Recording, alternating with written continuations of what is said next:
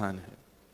हमारी प्रार्थना है यदि पूर्व के दीक्षा लिए हुए शिष्य भी सुन रहे हों और आज जो ले रहे हैं वो भी अगर सुन रहे हैं, बाहर जो खड़े हैं वो भी अगर सुन रहे हैं श्री वैष्णव, तो आप सब जगह जाइए, लेकिन एक बार श्री रंगजी मंदिर जरूर जाइएगा और वहां बैठ कर के जो गुरु मंत्र प्राप्त हुआ कम से कम उसकी 8 मालाएं कीजिए, क्योंकि हमारे गुरु मंत्र में अष्टाक्षर है, 8 अक्षर हैं, इसलिए 8 माला तो कंपलसरी है, करना है। उसके बाद आपकी क्षमता पर निर्भर करता है। वृंदावन में श्री रंगजी मंदिर में ठाकुर जी ऐसे विराजमान है, आप देखोगे वहां जाके तो ऐसे हैं। उसमें भाव क्या है कि ठाकुर जी यहां भी गैया चरा रहे हैं। जो सब जगह शंख चक्र गदा पद्म धारण करके ठाकुर जी खड़े रहते हैं, वो रंगजी मंदिर में एक हाथ में तो मानो जैसे छड़ी है और हाथ उठा के ऐसे गैया चराते हुए चल रहे हैं नारायण भगवान। तो वो इष्ट हमारे यहाँ रंगजी में विराजमान है, आप सब उनका दर्शन कीजिएगा। आज श्री वैष्णवी दीक्षा आप ग्रहण कर रहे हैं। हमारी वैसे ऐसी आज्ञा है, अगर बाहर की जो पंक्ति है उसमें कल और परसों के दीक्षा लिए हुए अगर वैष्णव खड़े हैं तो उनको सबसे पीछे बैठाने की अनुमति दे दो, क्योंकि वे सब तो श्री वैष्णव ही हैं और उनको दीक्षा क्रम देखने सुनने में कोई ऐसा दोष नहीं है। वैसे तो दोष किसी को भी नहीं है, लेकिन परंपरागत जब भाव होता है तो उसको गोपनीय रूप से किया जाता है, इसलिए सबको भीतर आने की अनुमति नहीं मिल पाती। पर जो श्री वैष्णवी दीक्षा पिछले 2 दिनों में ले चुके हैं, अगर वो यहाँ हैं तो वो पीछे बैठ करके अपना गुरु मंत्र करते रहें, ऐसी भावना है। आप सब लोग आज दीक्षा ग्रहण करने वाले हैं। आज अंतिम सत्र है दीक्षा का। बंधुओं, कुछ विशेष भाव बहुत ध्यान से सुनिए। प्रभाव में आकर के दीक्षा मत लीजिएगा, ये जीवन भर का संबंध आज स्थापित हो जाएगा।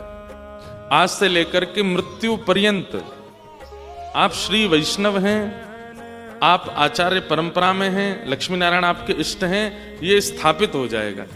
आप चाह करके भी कल कहीं और आपका मन जाए, क्योंकि मन बहुत चंचल है, कभी कहीं ऐसे भटकता है।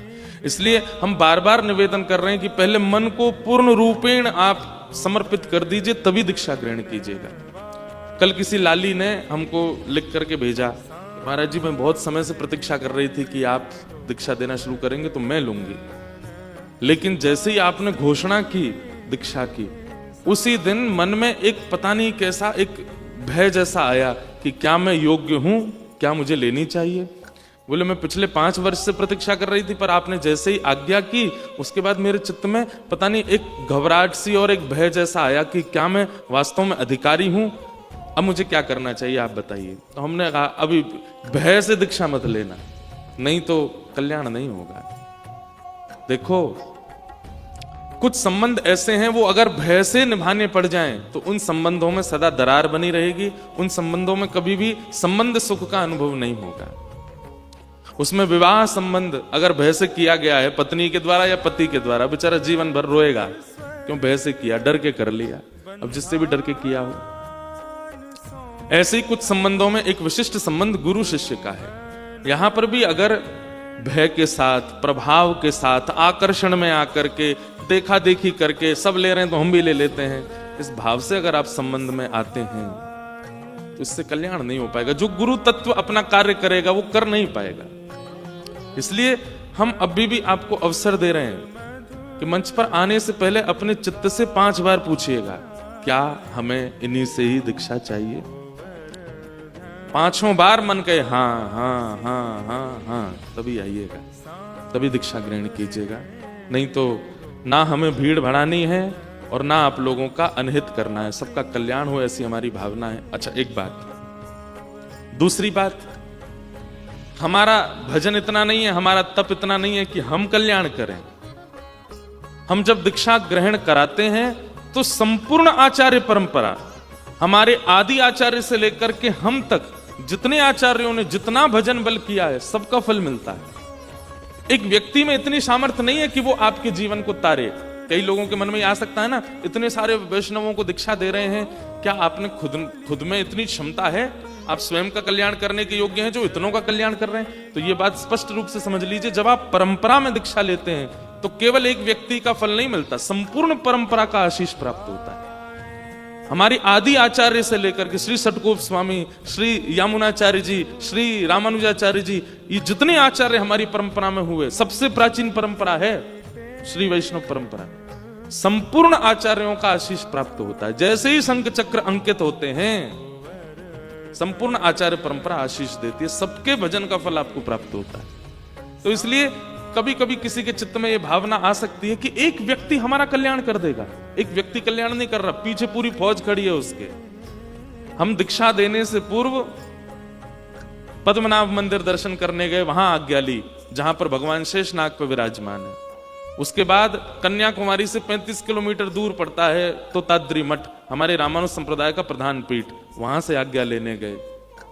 वहां सारे नियमों का पालन किया, वहां पर बैठकर के गुरु मंत्र द्वय मंत्र का पाठ किया, वहां से आज्ञा लेकर के आए। उसके बाद पूज्य पिताजी महाराज का गुरु स्थान जगन्नाथपुरी में है, तो वहां गए और वहां के पूज्य स्वामी जी से आज्ञा लेकर के आए। फिर जगन्नाथ महाप्रभु से आज्ञा लेकर के आए। वृंदावन आकर के रज रानी से, रस रानी से, महारानी से, श्री राधारमण लाल, श्री राधा वल्लभ लाल, बिहारी जी, गोवर्धन नाथ और प्यारे गिरधर लाल, सबसे आज्ञा ली। फिर हमारे परम पूज्य गुरुदेव भगवान पूज्य पिताजी महाराज से आज्ञा ली। सबसे आज्ञा लेकर के तब आपको दीक्षा दे रहे हैं। एक व्यक्ति में सामर्थ्य नहीं, पूरी फौज खड़ी है, संपूर्ण रामानुज संप्रदाय खड़ा है आपको बल देने के लिए, भगवत प्राप्ति कराने के लिए। इसलिए एक व्यक्ति का भाव मत समझिएगा, एक व्यक्ति की विशेषता नहीं है, संपूर्ण परंपरा का आशीष प्राप्त होता है दीक्षा ग्रहण करने पर। तो ये सब भाव हैं। आप सब लोग यहां पर जैसे क्रम बताया वैसे आते जाएंगे। सब लोग मौन धारण करेंगे जब तक दीक्षा नहीं हो जाएगी। मौन धारण करके केवल अपने इष्ट का स्मरण करो। आपको जो स्वरूप ठाकुर जी का अच्छा लगता है उसका स्मरण करते हुए भगवत नाम करते रहो। यहाँ एक एक करके सब लोग आते जाएंगे, दीक्षा ग्रहण करते जाएंगे। जो मंत्र विधि हम बताएंगे उसको बहुत ध्यानपूर्वक सुनेंगे। एक हमारा मन हो रहा है, कल से हम अभी उद्घोषणा कर रहे हैं, जितने भी वैष्णवों ने 3 दिन के अंदर दीक्षा ग्रहण की है, आज पूज्य पिताजी की कथा के बाद थोड़ी देर हम भी समय रहा तो प्रवचन करेंगे। उसके बाद जब यहां से समस्त श्रोता वैष्णव चले जाएंगे तो सारे शिष्यगण अगर वो उपस्थित हैं वृंदावन में, तो सब लोग पुनः रात्रि को यहाँ एकत्रित होंगे 8 बजे के बाद, और श्री गिरधर लाल जी यहाँ पधारेंगे।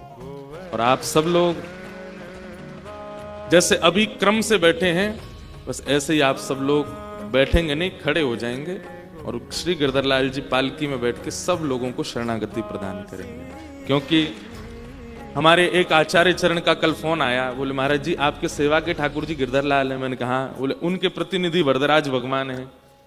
तो बोले एक काम और कर दीजिए, आज दीक्षा का अंतिम दिन है, तो रात्रि में जितने वैष्णव उपस्थित हों वृंदावन में, सबको ये संदेश भिजवा दें कि सब उपस्थित हो जाएं, और रात्रि में एक बार श्री गिरधर लाल जी पालकी से अपने सब शरणागतों को देख लें। आप उनको नहीं देखेंगे, वो आपको देखने आएंगे। आप सबको देख लेंगे एक बार। आप लोग ऐसे ही वेशभूषा में रहिएगा, माताएं सब भारतीय परिधान में, भाई लोग हमारे धोती वगैरह में, तो संभव लगेगा, ज्यादा भीड़ भाड़ नहीं हुई। वैसे तो जो श्री वैष्णव परंपरा में 3 दिनों में नहीं आए, वे लोगों से तो हम बहुत अनुनय विनय करके कहेंगे कि वे बाहर ही रहें। जितने शरणागत हुए हैं बस वही यहाँ रहेंगे। सबके बीच ठाकुर जी पालकी में खूब प्रेम से विराजेंगे। आप सब लोग उनको प्रणाम कर लेना, वंदन कर लेना, क्योंकि मूल रूप में शरणागति आचार्य के ठाकुर की ही होती है। जिस आचार्य से आपने दीक्षा ली उनके ठाकुर से ही आपका संबंध हुआ, बस संबंध कराया हमने। आप हमारे नहीं हो रहे हैं, आप गिरधर लाल जी के हो रहे हैं, आप प्यारे लाल जी के हो रहे हैं। तो इसलिए उस भाव का पालन कीजिएगा। गुरु परंपरा में आने के बाद आपको हमारी आज्ञा से क्या क्या पालन करने हैं, पिछले 3 दिनों में भी जिन्होंने ली वो भी सुन लीजिए। सबसे पहली आज्ञा, तिलक रोज धारण करना है। अगर घर में सूतक है, पातक है, या फिर माताएं बहनें अनुचित काल में हैं, तो उस समय प्रयास करें कि जल का तिलक कर लीजिए। जल लीजिए हाथ में और केवल जल का स्मरण करके, और आपको जो द्वय मंत्र मिलेगा उस द्वय मंत्र का पाठ करते हुए तिलक का धारण कर सकते हैं। क्योंकि द्वय मंत्र को हर स्थिति में बोला जा सकता है। मंत्र क्या है वो हम माइक पर नहीं, यहाँ आएंगे तब बताएंगे। आप पवित्र हैं अपवित्र हैं, हर स्थिति में द्वय मंत्र बोल सकते हैं। तो द्वय मंत्र का जाप करते हुए नित्य तिलक लगाना है। शुद्ध अवस्था में है तो रोली जो मिलेगी उसका तिलक करना है। भाई लोग बहन लोग ध्यान रखें कि जो श्री लगाएंगे उससे कम 1 उंगली की दूरी पर भगवान के चरणारविंद होने चाहिए, जो श्वेत तिलक है, और नीचे आसन होना चाहिए। कहीं से भी श्री से उसका स्पर्श नहीं होना चाहिए। तिलक रोज करना है। भाई लोग ऐसे हमारी तरह तिलक करेंगे और माताएं बहनें जो हैं वो छोटा सा यहाँ पर वी आकृति से नीचे धारण करेंगे, बीच में छोटी सी बिंदी जैसे आप लगाते हैं वैसे श्री, ये रोज धारण करना है। आपके स्वरूप आज हम सुबह देख रहे थे, जितने शिष्यगण थे, इतना हृदय में आनंद हो रहा था। सोचो आपके श्री स्वरूप को देख करके आचार्य प्रसन्न हो जाए तो समझो कि उसके चित्त में बैठे ठाकुर जी प्रसन्न हो रहे हैं। तो हमारी आज्ञा से सबसे पहली आज्ञा तिलक रोज धारण करना है। चाहे कोई आपका उपहास करे, चाहे कोई आपके बारे में गलत कहे, चाहे कोई आपको अनुचित बोले, तिलक आपको नित्य धारण करना है। दूसरी बात, प्याज लहसुन मांस मदिरा आदि किसी भी अभक्ष वस्तु का अब सेवन नहीं करना है। कोई कह रहा था हॉस्टल में रहते हैं, कोई कह रहा था भैया प्रेम में तो इस स्थिति में आ जाते हैं प्राण चले जाएं पर तुम्हें नहीं छोड़ूंगा, ऐसा होता है ना प्रेम।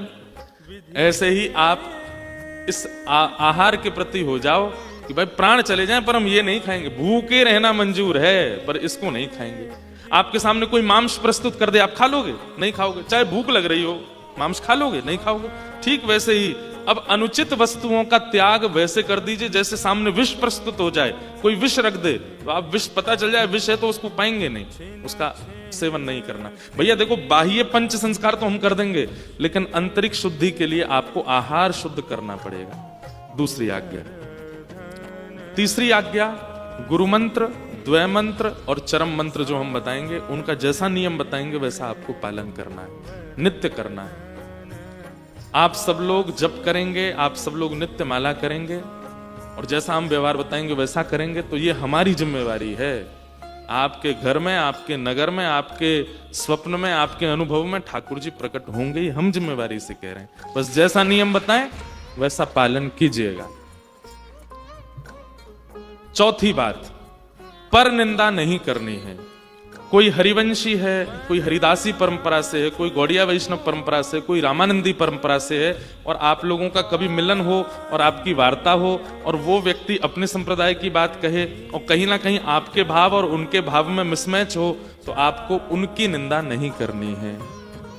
अगर वे आपकी निंदा कर देते हैं, मान लीजिए आपसे कोई कह देता है कि अरे आपकी परंपरा में तो ये है, आपकी परंपरा में तो ये है, हाथ जोड़ करके सुन लीजिए। हमारी चौथी आज्ञा यह है कि दीनता आनी चाहिए। दूसरा व्यक्ति आपका अपमान करे, आपकी परंपरा का, आपके गुरुदेव की निंदा करे, तो आप दीन बन करके मुस्कुरा करके उनको प्रणाम करके वहां से प्रस्थान करो। विवाद नहीं करना है, क्योंकि अभी संप्रदायवाद में ऐसा हो गया है कि जब संप्रदाय में आ जाते हैं तो फिर दूसरे संप्रदायों को हम कुछ नहीं समझते। पर भैया हमारे शिष्य बन रहे हो तो ये बात नहीं करनी है। कभी गौड़िया वैष्णव आपके नगर में आते हैं, उनको भी सुनने चाहिए। कभी रामानंदी वैष्णव आपके नगर में आते हैं तो उनको भी सुनने चाहिए। कभी हरिवंशी आपके सन्मुख आते हैं तो उनको भी प्रणाम कीजिए। आप सबका सम्मान करेंगे, दूसरे आचार्यों के शिष्यों की तरह आप नहीं करेंगे व्यवहार। आप सबके प्रति दीनता, सबके प्रति प्रेम, सबके प्रति व्यवहार रखेंगे। पर निंदा नहीं करनी है, पर गुरु के प्रति दुर्भाव नहीं रखना। हम तो ये कहेंगे कि भैया आप किसी अन्य की कथा में जाएं तो आपका उठना बैठना और स्वरूप बता दे, ओहो ये तो गिरधर लाल जी के सेवक हैं, आपके स्वरूप से ही पता चल जाए। आपको देख करके आचार्य चरण, दूसरे आचार्य चरण अपने आप बोले, तुमने गिरधर लाल जी की शरणागति ली है क्या? इंद्रेश जी के शिष्य बोले, हाँ जी महाराज। आपने बताया नहीं, आपको देख के पता चल जाए। उसके लिए अपने आचरण में, व्यवहार में, स्वरूप में दीनता लानी है। आज के बाद यहां 5 संस्कार होंगे आपके। 5 संस्कार कौन कौन से? पहला संस्कार होगा तप्त, दूसरा संस्कार होगा पुण्ड्र, तीसरा संस्कार होगा मंत्र, चौथा संस्कार होगा नाम और 5वां संस्कार होगा याग। तप्त संस्कार में आपको मुद्रा प्रदान की जाएंगे। एक और क्लियर कर दें हम बात, कई लोगों को पहले दिन हमने थोड़े डर के मारे ठंडी ही मुद्रा दी, ज्यादा गर्म नहीं दी। वैसे तो नियम ऐसा है कि ऐसी मुद्रा प्रदान करें कि शंख चक्र यहां प्रकट हो जाएं, तो इसलिए थोड़ा तपा करके मुद्राएं दी जाती हैं। लेकिन हमने थोड़ा कम ही मुद्रा दी है और वो लोग रो रहे हैं, बोले हमारी तो मुद्रा ही प्रकट नहीं हुई, हमारी तो मुद्रा ही। जिन लोगों की मुद्रा प्रकट हो गई वो ये मानो कि भाई हमारे अंग पर मुद्रा है, पर जिनकी मुद्रा प्रकट नहीं हुई वो ये समझ लो कि उनकी अंतरंग मुद्रा आ गई है, उनकी आत्मा में मुद्रा प्रकट हो गई है। तो जिनकी प्रकट नहीं हुई वो निराश मत हो, और जिनकी प्रकट नहीं हुई है हम गुरुदेव से आज्ञा लेंगे, आचार्य चरणों से आज्ञा लेंगे, फिर एक दिन जो पूर्व के शिष्य हैं जिनकी मुद्रा प्रकट नहीं हुई थी उनको फिर मुद्रा पुनः प्रदान करने अगर विधान होगा तो करेंगे। ठीक है, तो पहला संस्कार होगा तप्त मुद्रा, यहां पे मुद्रा प्रदान की जाएगी। दूसरा संस्कार होगा हम तिलक प्रदान करेंगे आपको, आज के बाद ही तिलक लगा सकते हो आप, आज से पहले नहीं। तीसरा संस्कार होगा मंत्र, 3 मंत्र आपको दिए जाएंगे। चौथा संस्कार होगा आपका नामकरण, आज तक आपका जो नाम है उस नाम में या तो हम परिवर्तन कर देंगे या उस नाम में कुछ जोड़ करके एक दीक्षा का नवीन नाम प्रदान करेंगे। और अंतिम मुद्रा होगी, अंतिम संस्कार होगा याग। यहां से जब आप लोग जा रहे होंगे तब वरदराज भगवान आपके सिर पर पधराए जाएंगे, आपको अपनी किसी दुर्व्यवहार का त्याग करना है। आज तक जो दुर्व्यवहार आपके अंदर था, दुर्गुण आपके अंदर था, वो यहां त्याग करके ही जाना है। मान लीजिए अगर वो नहीं किया तो 4 ही संस्कार रह जाएंगे और दीक्षा पूरी नहीं होगी। दीक्षा पूरी ही तब होगी जब आप यहां किसी को त्याग करके जाएंगे, किसी विचार का, किसी भाव का, किसी अवगुण का त्याग करके जाएंगे, तभी दीक्षा पूरी होगी, नहीं तो दीक्षा पूर्ण नहीं मानी जाएगी। और ज्यादा चतुराई मत करिएगा, चलो हम चाय छोड़ देते हैं, चलो हम दूध छोड़ देते हैं, चलो हम डेयरी प्रोडक्ट छोड़ देंगे, आज से मीठा नहीं खाएंगे। अरे शरीर स्वस्थ करने वाली वस्तु नहीं त्यागनी है, मन स्वस्थ करने वाली वस्तुओं का त्याग करके जाना है। ठीक है, उसमें अभिमान का त्याग की दीजिए। आज आचार्य चरणों से ये प्रार्थना कीजिएगा कि मुझ में कभी मान ना आवे, मुझ में कभी ईर्ष्या ना आवे, मुझ में कभी कामुकता ना आवे, मुझ में कभी क्रोध ना आवे, मुझ में कभी लोभ ना आवे। इन सब का त्याग करके जाइएगा। आपको एक बात कहें, आपको लग रहा होगा हम कैसे त्यागें यार, ये चीज तो हमारे अंदर बैठी है, हम तो त्याग ही नहीं पाएंगे। आज अवसर है, 4 संस्कारों के बाद यहां बोल जाना। भले ही आप मन से नहीं कह पा रहे कि मैं छोड़ पाऊंगा, कोई दुर्व्यवहार है या कोई दुर्व्यसन लगा हुआ है, आप अभी सोच रहे हैं मैं कैसे त्यागूंगा, ये तो मुझसे छूटेगा ही नहीं। आज अवसर है, यहां 4 संस्कार के बाद जब वरदराज भगवान आपके सिर पर पधराए जाएं, उस समय बोल देना मेरा ये अवगुण छूट जाए। आप खुद अनुभव करोगे वो छूट जाएगा। यही तो दीक्षा संस्कार है। इसलिए इन 5 संस्कारों की पूर्ति कीजिएगा। अब हम ज्यादा प्रवचन नहीं करेंगे। आप सब लोग, एक हमने विषय रखा है कि एक पोर्टल बनाया जा रहा है आज, क्योंकि सब लोग फोन चलाते हैं, सब लोग सोशल मीडिया पर होते हैं, तो एक नया पोर्टल बनाया जा रहा है जिस पोर्टल पर सारे शिष्यों को जोड़ दिया जाएगा। और महीने की या तो एकादशी या फिर पूर्णिमा पर हम आप लोगों के साथ वहां लाइव चर्चा किया करेंगे। उस लाइव चर्चा में आप लोगों को कुछ बोलना नहीं है, आपको केवल सुनना है। 1 घंटा, आधा घंटा, जितना भी हम पे समय होगा, अपनी संप्रदाय के कुछ गूढ़ बातों को आपको बताएंगे, जिनको हम लाइव नहीं बोल सकते, यूट्यूब पे नहीं बता सकते और किसी भी सोशल मीडिया पर नहीं बता सकते। वो हम आपको पर्सनली, इन पर्सन आपको बताएंगे। उससे 2 काम हो जाएंगे, एक तो संप्रदाय का बोध होगा और एक हर महीने गुरु आश्रय प्राप्त हो जाएगा। उसी को ही आप मान लीजिएगा। एक अंतिम बात और कह के बात को विराम करके दीक्षा प्रारंभ करेंगे।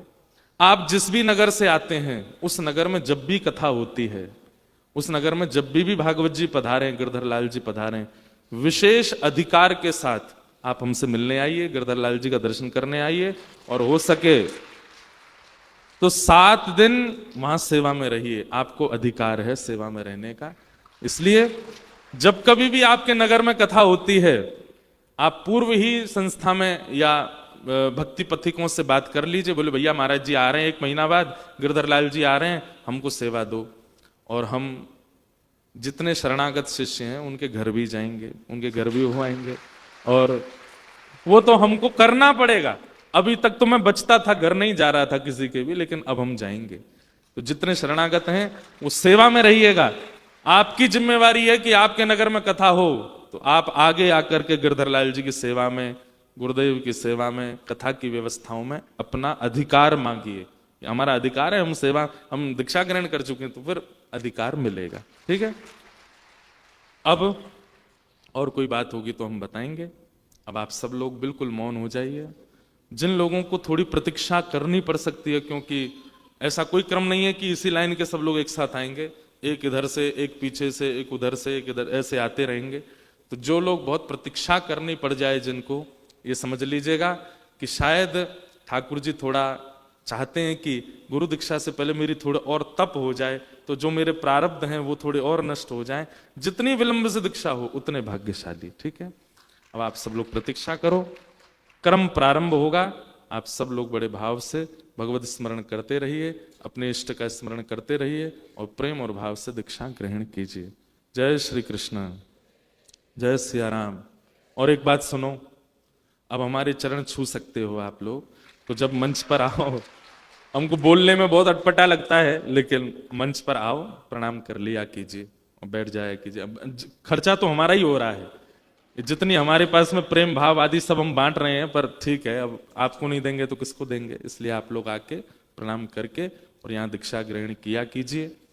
गुरु के प्रति कभी दुर्भाव मत लाइएगा, चित्त में ये धारण कर लीजिएगा, जैसे हैं वैसे हैं, हमारे गुरुदेव हैं, हमको स्वीकार है। सब लोग अब क्रम से आते जाएंगे और दीक्षा ग्रहण करेंगे। बोले लक्ष्मी नारायण भगवान की जय। श्री कृष्ण, जय सिया राम, जय श्रीमन नारायण।